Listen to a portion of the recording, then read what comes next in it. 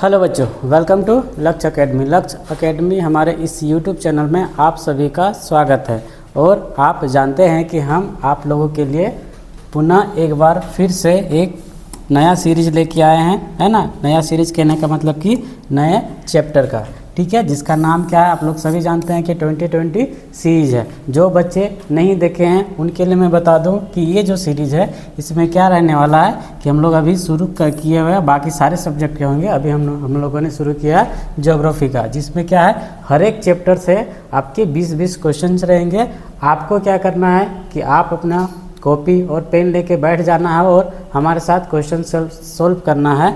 और क्या करना है कि आपका जो कॉन्सेप्ट है वो आप रिवाइज करते जाना है ना। इसमें कभी कभी मैं इसमें आपके साथ कॉन्सेप्ट के साथ भी डील करूँगा, जो आपको क्या करेगा, आपका कॉन्सेप्ट को और बेहतर बनाएगा और आपको आने वाले एग्ज़ाम में और एज देगा, ठीक है। एज यानी कि धार देगा, ठीक है। तो चलिए, जैसा कि आप लोग पुराने वीडियो में भी देखे होंगे कि हमने क्या किया था, क्वेश्चन दिया और साथ में आपको टाइमर भी मिल रहा है। तो अब क्या करता हूँ कि टाइमर को थोड़ा सा छोटा कर देता हूँ, क्योंकि जो 10 सेकेंड होते हैं ना वो काफ़ी ज़्यादा है आप लोगों के लिए। और ऑब्जेक्टिव सा क्वेश्चन है ना, ऑब्जेक्टिव क्वेश्चन है। तो आपको बस मिलने वाले इसमें 5 सेकेंड, आपको क्विक आंसर करना है 5 सेकेंड में। तो हो जाइए तैयार, ठीक है। और ये रहा आपके सामने आपका पहला प्रश्न। और पहला प्रश्न कह रहा है कि किस नदी को बिहार का शोक कहा जाता है। आपको क्या बताना है कि किस नदी को बिहार का शोक कहा जाता है, ठीक है। और आपका समय शुरू।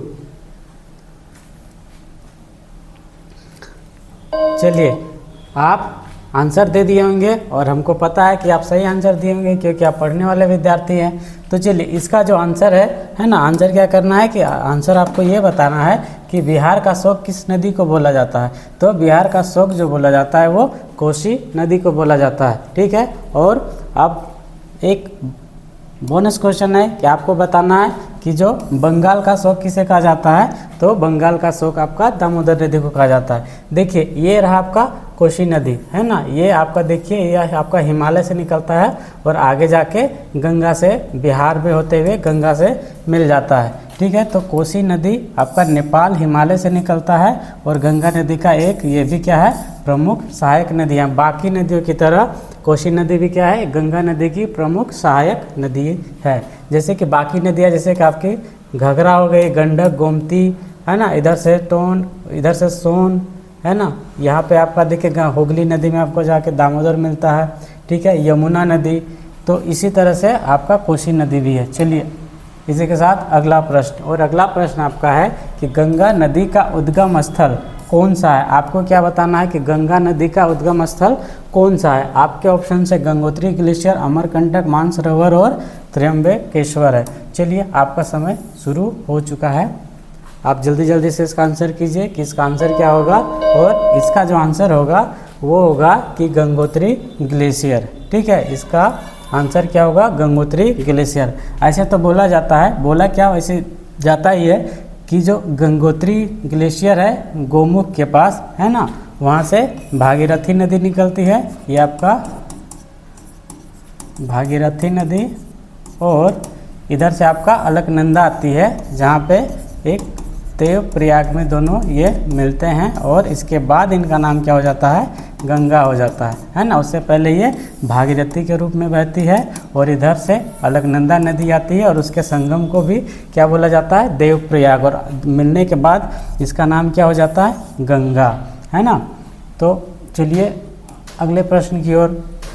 चलिए, ये देखिए, ये आपका देवप्रयाग है। इधर से देखिए, इधर से आपका भागीरथी नदी आ रही है और इधर से आपका गंगा नदी आ रही है ना। और इस जगह को क्या बोला जाता है, देवप्रयाग। आप पिक्चर में देख सकते हैं, ये है आपका गोमुख ग्लेशियर, जहाँ से भागीरथी नदी निकलती है, जो एज आपका बोला भी जाता है कि ये गंगा का उद्गम स्थल है। चलिए, इसी के साथ तीसरा प्रश्न। और तीसरा प्रश्न ये है कि भारत का सबसे बड़ा नदी बेसिन कौन सा है।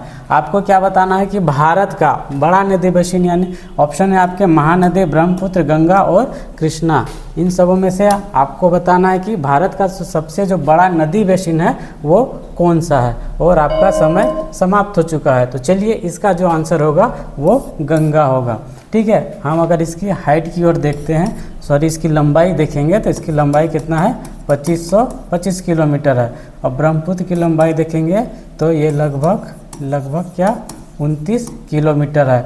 महानदी हम देखेंगे तो महानदी है आपका, ये है आपका 900 किलोमीटर है, ठीक है। और कृष्णा नदी है आपका 1400 किलोमीटर है, ठीक है। तो देखिए हम ऐसे भी कि सबसे लंबी नदी क्या है हमारी गंगा नदी है, ठीक है। तो इसका नदी बेसिन ऑब्वियसली है कि बड़ा ही होगा। चलिए इसी के साथ अगला प्रश्न है कि कौन सी नदी फरक्का के पास हुगली और पद्मा में बट जाती है। कौन सी नदी किसके पास, तो फरक्का के पास हुगली और पद्मा में बट जाती है। आपके ऑप्शन है यमुना, गंगा, महानदी और सिंधु, ठीक है। चलिए आप जल्दी से इसका आंसर कीजिए। आंसर क्या करना है कि कौन सी जो नदी है जो फरक्का के पास हुगली और पद्मा में बट जाती है। और आपका समय समाप्त हो चुका है।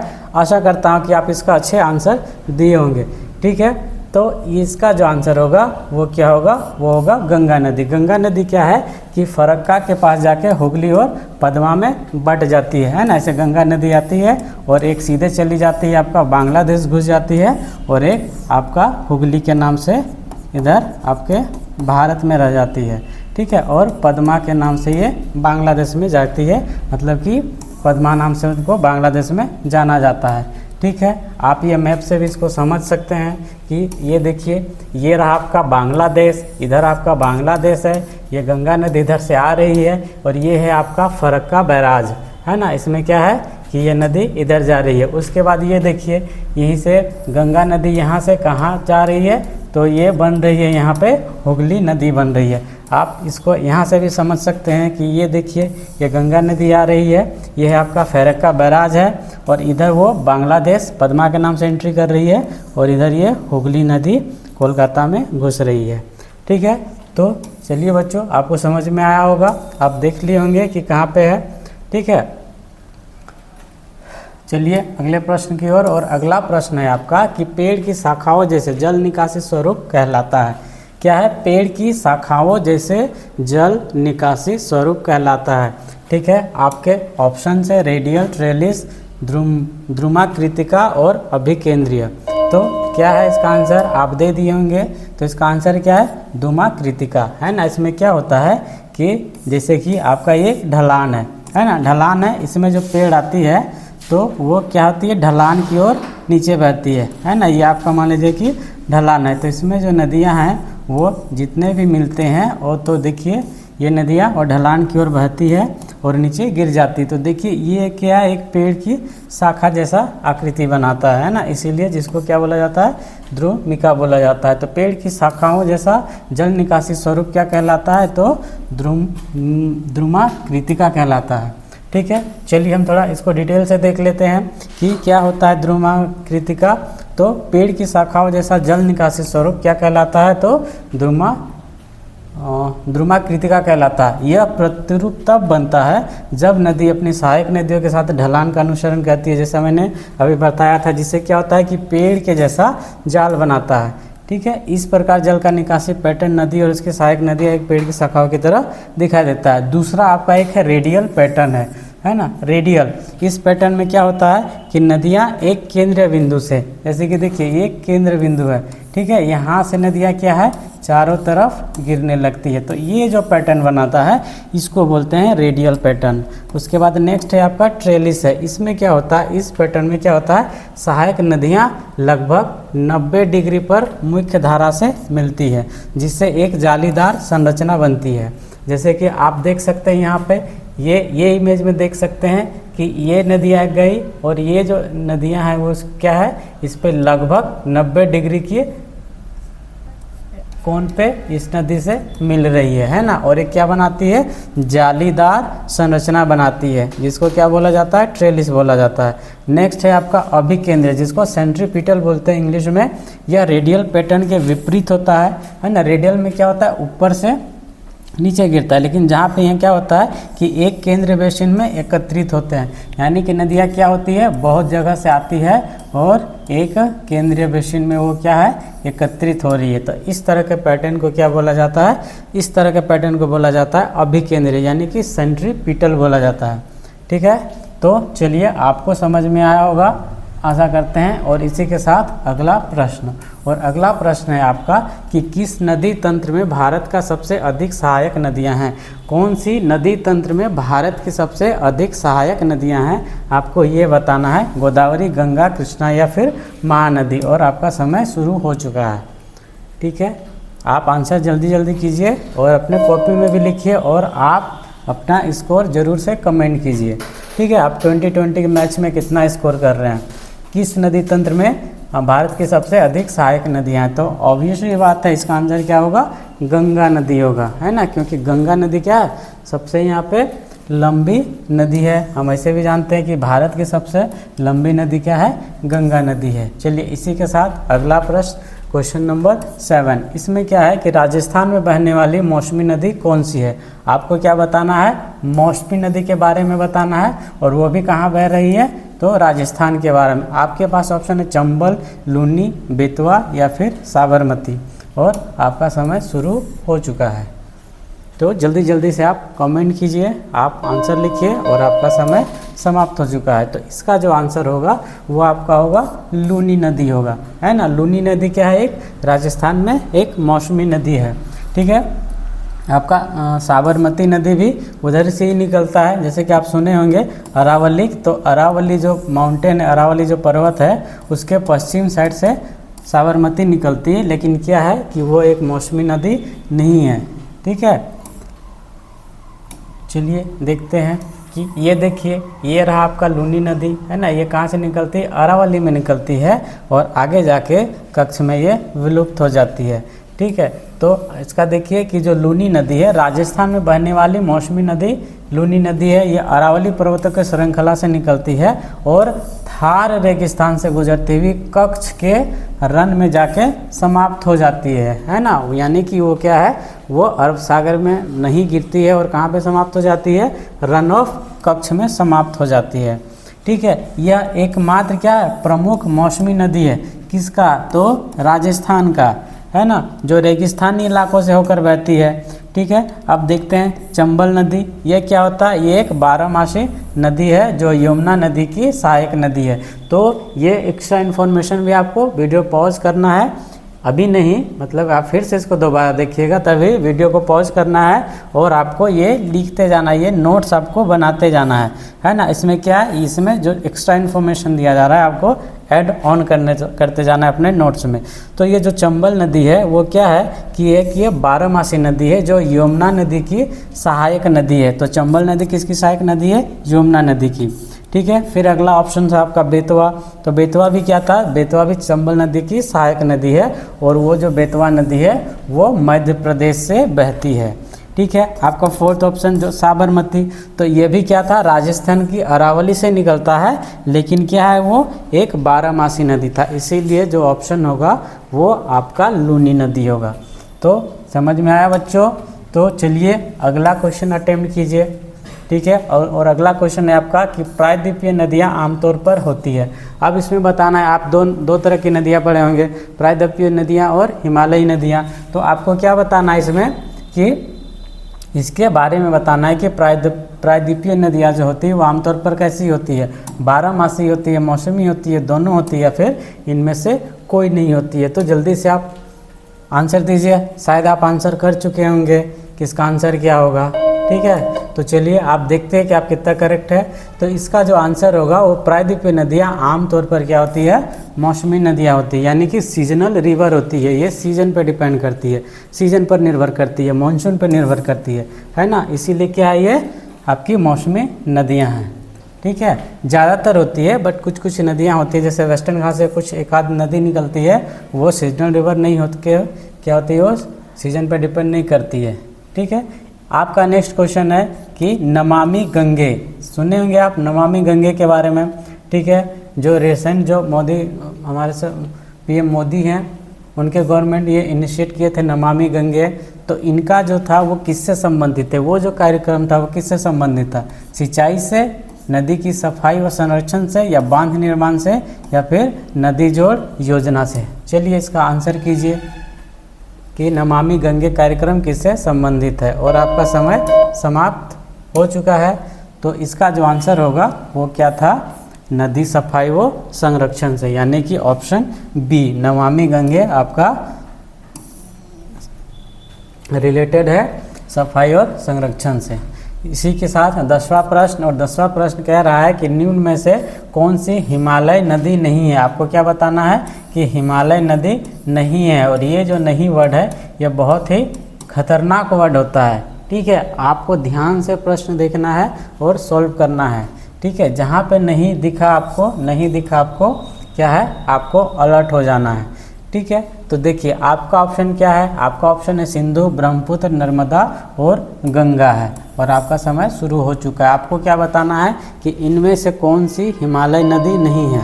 ठीक है, तो इसमें से आपका जो आंसर होगा वो क्या होगा, नर्मदा नदी, क्योंकि नर्मदा नदी कहाँ से निकलती है बच्चों, नर्मदा नदी निकलती है आपकी अमरकंटक की पहाड़ियों से, ना कि हिमालय से। बाकी आपका सिंधु नदी, ब्रह्मपुत्र नदी, गंगा सारे आपके हिमालय नदियाँ में आ जाती हैं। चलिए इसी के साथ आपका अगला प्रश्न ये रहा, और प्रायद्वीपीय नदी की विशेषता क्या है। आपको फिर से बताना है कि प्रायद्वीपीय नदी की विशेषता क्या है। आप तो इसका आंसर डेफिनेटली किए होंगे, है ना। आप तुरंत ऑप्शन देखते ही लगा लीजिएगा, क्योंकि अभी मैंने बताया था कि प्रायद्वीपीय नदी की विशेषता क्या है। तो इसमें तो हम आपको टाइम पर भी नहीं देने वाले हैं, आपको डायरेक्ट आंसर करना है। बहाव तीव्र होता है, बारहमासी होती है, मानसूनी वर्षा पर निर्भर होती है, हिमनद से निकलती है। तो क्या होगा बच्चों, सभी लोग आंसर एकदम करेक्ट करना है इसको कि क्या हो गया कि इसका आंसर जो होगा मानसूनी वर्षा पर निर्भर करता है। ठीक है, चलिए अगला प्रश्न है आपका, भारत में अधिकांश नदियाँ किस खंड में बहती है। आपको क्या बताना है कि भारत में, पूरे भारत में जो नदियाँ बह रही है अधिकांश किस खंड में बह रही है, यानी कि वो पश्चिम से पूरब की ओर जा रही है, उत्तर से दक्षिण की ओर जा रही है, पूरब से पश्चिम की ओर जा रही है, कि दक्षिण से उत्तर की ओर जा रही है। यानी कि आपको क्या बताना है कि अधिकांश नदियाँ किस खंड में बहती है, यानी कि पश्चिम से पूरब की ओर, पश्चिम से पूरब की ओर जा रही है, उत्तर से दक्षिण की ओर जा रही है, या फिर पूरब से पश्चिम की ओर आ रही है, या फिर दक्षिण से उत्तर की ओर जा रही है। चलिए आपका समय शुरू, आप जल्दी से बताइए इसका आंसर कि क्या होगा इसका आंसर, और आपका समय समाप्त हो चुका है। ठीक है, तो इसका जो आंसर होगा कि आपको ध्यान रखना है और याद भी रखना है कि भारत में जितने भी अधिकांश नदियां हैं वो आपका बहता है पश्चिम से पूरब की ओर, है ना। ज़्यादातर नदी आपको पश्चिम से पूरब की ओर मिलेगा, और कहाँ पे गिरती हुई मिलेगी, तो बंगाल की खाड़ी में। अगर हम देखते हैं ये क्या है, एक जल विभाजक रेखा है। इस मैप में ध्यान से देखिए, ये क्या है, एक जल विभाजक रेखा है। ठीक है, इसमें क्या है कि इसमें दिखाया गया है कि ये डिवाइड कर रहा है ना, ये उसको बांट रहा है ना, कि ये जो नदियां हैं ये है आपकी, ये ऐसे जाएगा। ठीक है, तो ये आप देख रहे हैं ये साइड जितने भी नदी है इस एरिया में, इस खंड में, वो किधर जाती है, तो वो जाती है पश्चिम से पूरब की ओर जाती है। और इस साइड की जो नदियाँ हैं जैसे तापी, नर्मदा, माही, ये आपका अरब सागर में गिरती है ना। बाकी इधर आपका जितने भी नदी है, कावेरी, कृष्णा, गोदावरी, ये सब कहाँ पे गिरती है, तो ये सब आपके इसके पूर्व साइड में गिरती है, यानी कि बे ऑफ बंगाल, यानी कि अरब खाड़ी में गिरती है। और ये कहाँ पे गिरती है, बे ऑफ बंगाल यानी कि बंगाल के खाड़ी में गिरती है, और ये है आपका अरब सागर यानी कि अरेबियन सी में गिरती है।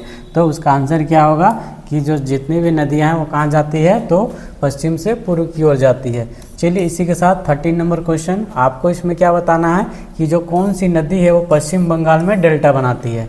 ठीक है, आप अभी नोटिस किए होंगे तो मैप में देखे होंगे कि जो कौन सी नदी है वो क्या डेल्टा बनाती है। आपके ऑप्शन है गंगा नदी, गोदावरी, महानदी या फिर सिंधु नदी। और आपका समय शुरू हो चुका है, जल्दी से बताइए किसका आंसर क्या होगा। निम्न में से कौन सी नदी पश्चिम बंगाल में डेल्टा बनाती है, और आपका समय समाप्ति की घोषणा हो चुकी है। तो देखिए ये जो होगा ये अब क्या है कि आपको पश्चिम बंगाल, और आपको पता है कि पश्चिम बंगाल किधर है, तो आपको पूरब साइड में मिलेगा, है ना। और पूरब साइड में बहने वाली नदियों में से कौन कौन सी नदियां हैं, तो आपकी सिंधु तो होगा ही नहीं। ठीक है, महानदी तो आपको उड़ीसा से होकर ज़्यादातर जाती है। गोदावरी तो बहुत नीचे की नदी है। तो आपके पास एक ही ऑप्शन बचा गंगा नदी, तो इसका आंसर क्या होगा, गंगा नदी होगा। तो चलिए इसी के साथ अगला प्रश्न, या फिर आप यहाँ पे देख सकते हैं कि ये रहा, है ना, ये रहा बांग्लादेश, और यहाँ पे आपका डेल्टा बनता है जिसका नाम है सुंदरवन डेल्टा। तो ये जो है ये कहाँ पे बनता है, तो ये है आपका वेस्ट बंगाल, है ना, वेस्ट बंगाल पे बनाती है। तो इसी के साथ अगला प्रश्न, और अगले प्रश्न में है आपका कि महानदी का बेसिन प्रमुख रूप से किस राज्य में है।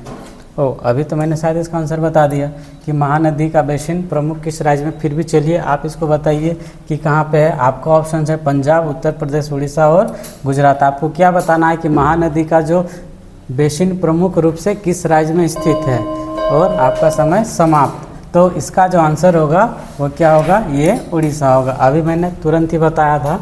तो चलिए अगला प्रश्न देखते हैं, अब कितने लोग सही करते हैं उसको देखिए। अगर हम महानदी देखें तो ये रहा आपका महानदी, और ये आपका कौन सा एरिया पड़ता है, ये आपका पड़ता है उड़ीसा, ठीक है। तो चलिए अगला प्रश्न, और अगला प्रश्न है आपका ट्रेलिस जल निकासी स्वरूप किस कारण बनता है। क्या बताना है, ट्रेलिस जल निकासी स्वरूप किस कारण बनता है। आपके ऑप्शन से एक समान शैलों में बहती नदी, मुड़ी हुई पर्वतमालाओं में बहती नदी, तीसरा है कठोर व मुलायम चट्टानों के बीच बहती नदी, या फिर चौथा पठारों में बहती नदी, है ना। चलिए आपको क्या बताना है कि जो ट्रेलिस जल निकासी, हम लोग जल निकासी वाला सवाल किए थे तभी हम लोग आप ध्यान दिए होंगे, तो आप पढ़े होंगे, और आपका समय समाप्त हो चुका है, ठीक है। तो इसका जो आंसर होगा वो क्या होगा कि इसका आंसर जो होगा, मुड़ी हुई पर्वतमालाओं में बहती हुई नदी कैसा स्वरूप बनाती है, तो ट्रेलिस स्वरूप बनाती है। और हम लोग अभी ट्रेलिस देख चुके थे, ठीक है। तो ये देखिए, आप फिर से आप एक बार रिवाइज कर सकते हैं इस चीज़ को कि मुड़ी हुई पर्वतमालाओं में बहती हुई, ठीक है। क्योंकि क्या होता है, ट्रेलिस पैटर्न वलित भूभाग में विकसित होता है, जहां नदियां घाटियां सिंक्लाइन का अनुसरण करती है और सहायक नदियों पर समकोण जुड़ती है, जो एक जाली जैसा पैटर्न बनाती है, ठीक है। अगर हम दूसरे विकल्प के बारे में देखेंगे तो दूसरे विकल्प के बारे में देख सकते हैं। जो पहला ऑप्शन क्या था, एक समान शैलों में बहती नदी, ये क्या होता है, एक समान शैलों में बहती हुई नदी अक्सर डेंड्रिक पैटर्न बनाती है, वृक्षाकार बनाती है, जो आप इसके पहले जो आप आंसर किए होंगे, ठीक है। उसके बाद है कि कठोर व मुलायम चट्टानों के बीच बहती नदी, ये कैसा होता है, यह एक कारण है जो ट्रेलिस पैटर्न को बनाता है, लेकिन प्रश्न पैटर्न के कारण के बारे में पूछ रहा है, ना कि उसके निर्माण की प्रक्रिया के बारे में, ठीक है। लेकिन अब फिर चौथा है आपका पठारों में बहती नदी, यह एक क्या है, एक आयताकार और जल निकासी पैटर्न बना सकता है ना, जहाँ पे नदी क्या है, समकोण पर मुड़ती है और सहायक नदियाँ भी समकोण पर मिलती है, लेकिन यह कठोर और नरम चट्टानों के समांतर परतों पर भी हो सकता है। इसीलिए कुल मिला जुला के आपका आंसर क्या होगा, ऑप्शन नंबर बी, मुड़ी हुई पर्वतमालाओं में बहती हुई नदी। तो बच्चों चलो इसी के साथ अगला प्रश्न, और अगला प्रश्न है आपका, टाइम इधर ज़्यादा हो जा रहा है, चलिए। तो अगला प्रश्न है आपका, कृष्णा नदी उद्गम स्थल किस स्थान पर है। कृष्णा नदी का जो उद्गम स्थल है, यानी कि उद्गम स्थल कहाँ, कहने का मतलब जहाँ से वो निकलती है वो कौन से स्थान में है। आपका ऑप्शन है हिमालय, आपका पश्चिमी घाट जो कि महाबलेश्वर जगह का नाम है, एक है विंध्याचल और एक है त्रिभंकेश्वर। तो आपका समय शुरू हो चुका है और आप इसका जल्दी से आंसर कर दीजिए, ए, बी या फिर सी, डी क्या होगा, ठीक है। तो इसका जो आंसर होगा, इसका आंसर होगा आपका महाबलेश्वर में। कृष्णा नदी का उद्गम स्थान कहाँ है बच्चों, तो महाबलेश्वर में, जो कि कहाँ पे है आपका पश्चिमी घाट में लाई करता है ना, महाबलेश्वर, ठीक है। बाकी आप हिमालय में तो देखते हैं, और हम जानते हैं कि जो कृष्णा नदी क्या है वो प्रायद्वीपीय नदी है, तो वो ऐसे भी हिमालय से नहीं निकलेगी, और विंध्याचल से तो कोई ऐसी नदी निकलती नहीं है। और त्रिभंकेश्वर से देखेंगे तो त्रिभंकेश्वर से हमारा निकलता है आपका गोदावरी नदी, ठीक है। तो इसी के साथ अगला प्रश्न की ओर बढ़ते हैं हम लोग, और अगला प्रश्न है आपका, असम में बार बार दिशा बदलने और बाढ़ लाने वाली नदी का नाम क्या है ना। चलिए, तो हम लोग अभी क्या देख रहे हैं, बहुत सारी नदी आ रही है और भारत में बहुत सारी नदी है, ठीक है। तो और हम लोग पढ़ भी रहे हैं अफवाह तंत्र, है ना, उसी का क्वेश्चन कर रहे हैं, तो नदी तो आएंगे ही आएंगे। चलिए, आपको यहाँ पे बताना है कि असम में बार बार दिशा बदलने और बाढ़ लाने वाली नदी कौन सी है। आपके ऑप्शन है ब्रह्मपुत्र, गंगा, बराक, सुबनसिरी, ठीक है, चलिए आपको समय दे दिया 5 सेकंड का। चलिए आप आंसर कर चुके होंगे और आंसर करने के लिए धन्यवाद। ठीक है, तो आपका जो आंसर होगा आप चेक कीजिए कि आप कितना सही और कितना गलत है। असम में बार बार दिशा बदलने और बाढ़ लाने वाली नदी कौन सी है? तो देखिए ये जो तीनों नदियां हैं आपके क्या है, ये इधर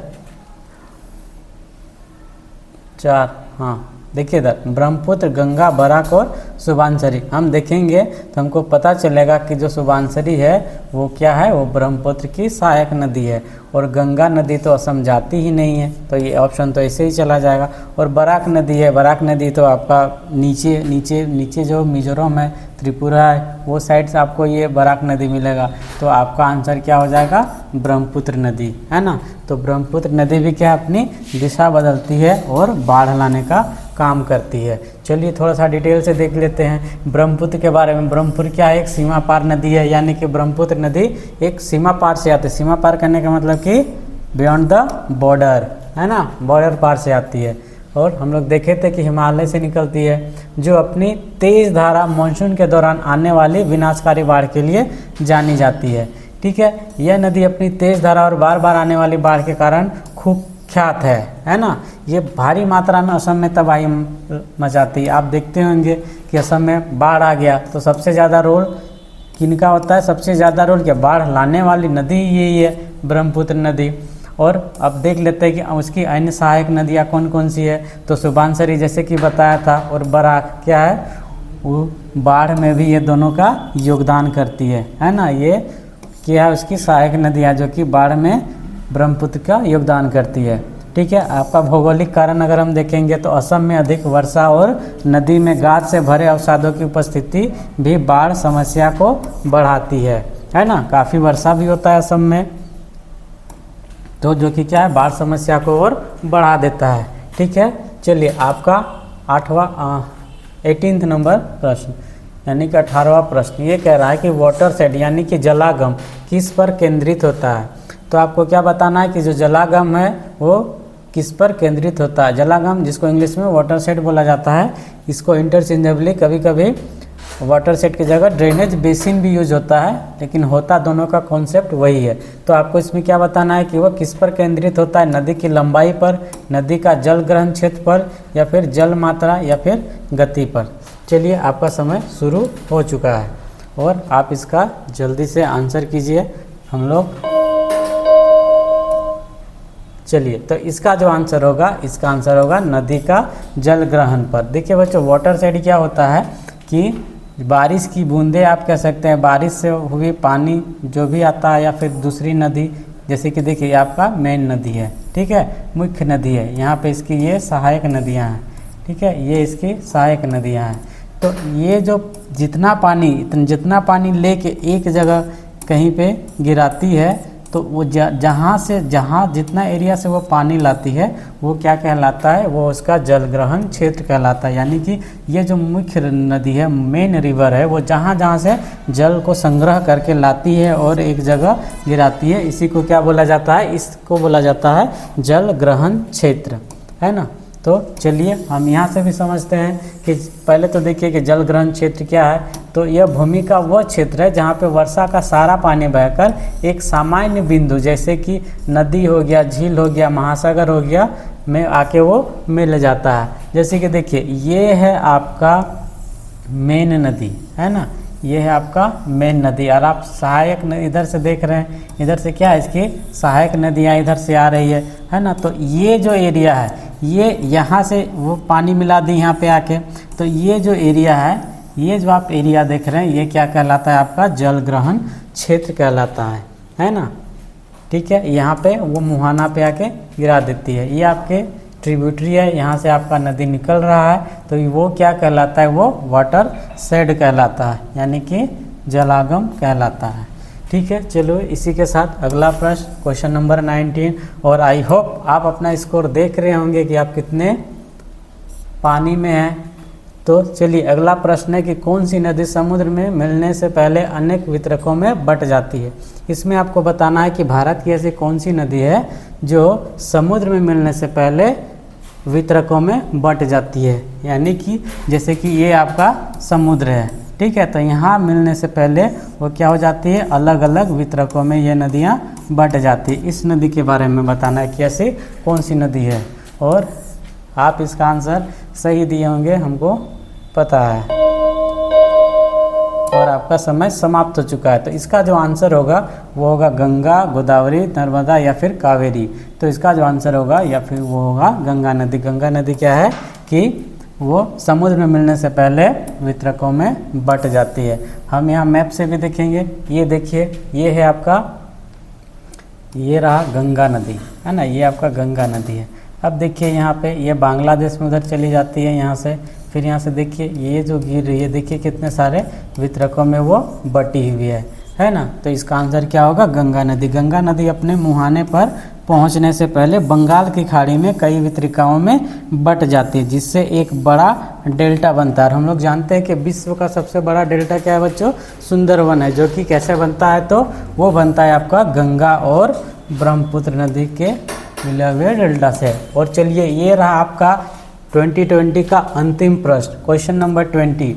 इसमें क्या है कि इसमें कह रहा है कि इसमें पूछ रहा है कि निम्नलिखित में से कौन सी नदियाँ पूर्व की ओर बहती है। बहुत सा इजी सवाल है, आपको तो तुरंत बताना चाहिए कि किसका आंसर क्या होगा। तो आपके ऑप्शन है गोदावरी, तापी, कृष्णा, नर्मदा। आप देख लिए।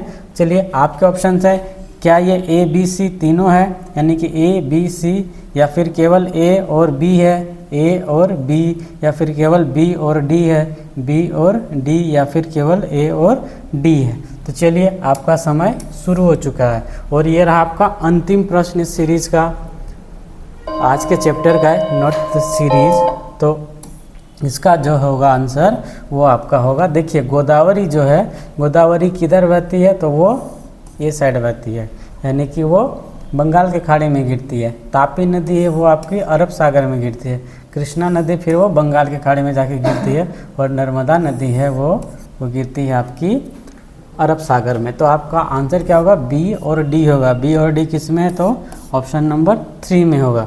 तो चलिए आपको क्या करना है कि आपको आपका आंसर कमेंट करना है और बताना है कि आपका स्कोर कितना होगा। आई होप, आशा करता हूँ कि आपको ये सीरीज़ पसंद आ रही होगी और इसी तरह से हमारे चैनल को आप देखिए, एंजॉय कीजिए, अपने दोस्तों में शेयर कीजिए। आपको पसंद आ रहा है तो अपने दोस्तों को भी बताइए और मिल के इस सीरीज़ का भाग बनिए और एंजॉय कीजिए, ठीक है। तो हमारे चैनल को देखने के लिए, सुनने के लिए आपको धन्यवाद। Thank you.